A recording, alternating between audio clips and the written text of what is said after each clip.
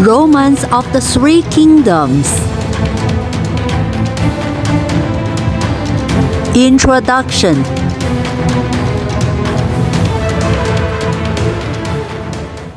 Hello everyone, welcome to my channel, Trillium Glory.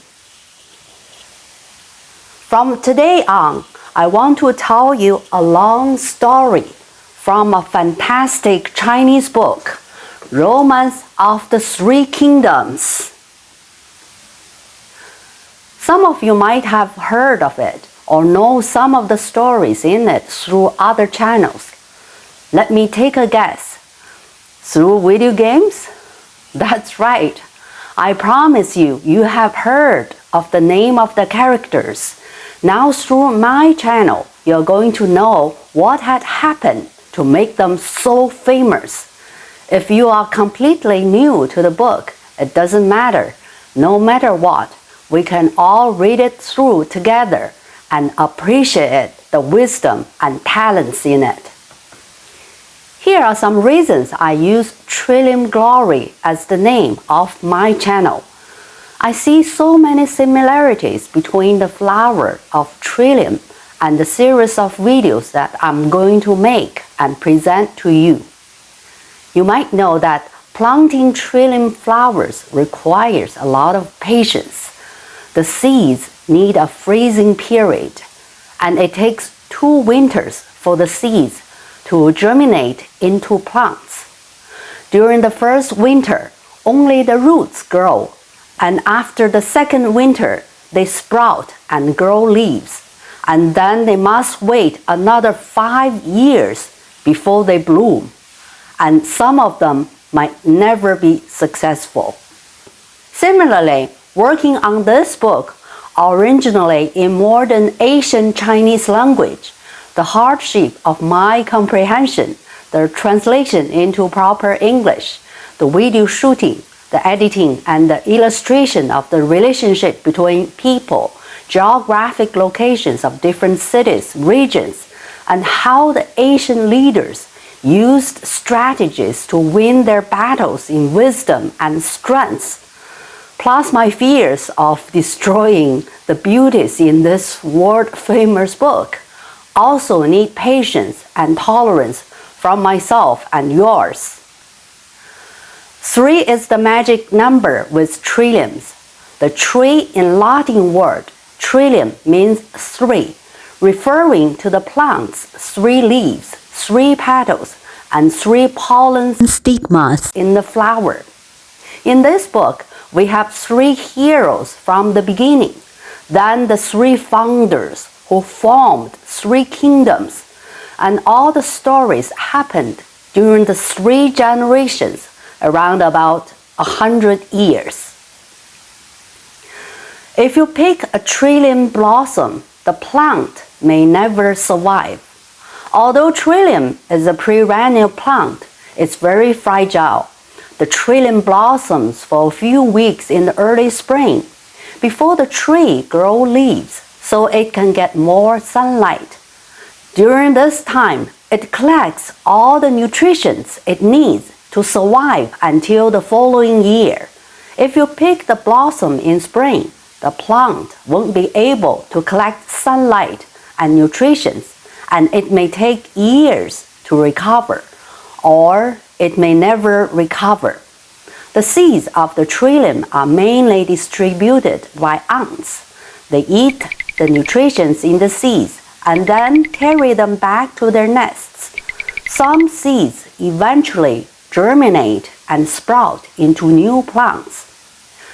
Before I start, I want to say a little bit about why we should read this book. This book is probably one of the greatest works in Chinese history. It's about how the 3 kingdoms were formed and how they went through the prosperous Trinity time and how the other kingdoms were wiped out eventually and the 3 kingdoms united into one empire. The whole book is full of stories of the 3 fighting with each other and at the same time relying on each other. We should say it's about history, but it's not all. It's about the relationship between the kingdoms, and most importantly, it's about the battles of the intelligent leaders and their smart advisors and fierce warriors. Think about this.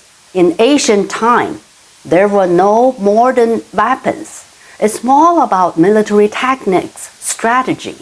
So for sure, you won't be disappointed. There are so many marvelous strategies used. However, this is not all the author wanted to present it to us. Through the whole book, there is a very important value that Chinese people cherish the most, which is called Yi. In English is righteousness. In my opinion, it's the combination of love, trust, and responsibility, and a lot more.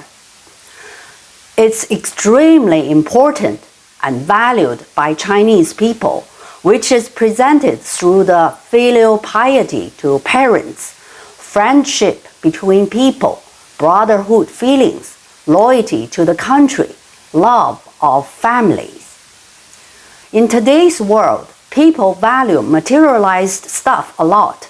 That's why I think it's always beneficial to read this book and think about what really matters to us. It is believed that the author Luo Guanzhong was born in 1330, used 14 years to finish this book from 1366 to 1380. It was then published in 1522. To make it easier to understand, Shakespeare was born in 1564. I believe that for most people, Shakespeare's works are hard to understand. That's exactly how hard it is to read Chinese language 234 years older than the era of Shakespeare. This is my first obstacle. The next hurdle I need to jump over is the translation into proper English. The book is very complicated with hundreds of figures and places, but I will follow the main parts that contribute to the progress of timeline. To help you understand better, I will illustrate with some drawings. Even though my drawings are not perfect, it will help you to understand the relationship between people and the locations of the places. One more thing to keep in mind, the book is called romance, which means it's not 100% true history. Some parts are not real. Groups of scholars are doing their research. I might give you a few questions occasionally through the storytelling. That's about all I want to say before we start the first episode. My question today is, have you heard of this book? If the answer is yes, can you share your opinion with us? If you haven't heard this book at all, what's your expectation? Now, have you remembered the name of my channel? Yes, Trillium Glory. However, do not subscribe yet. Alright, that's all for today. Come back and join me next time. See you.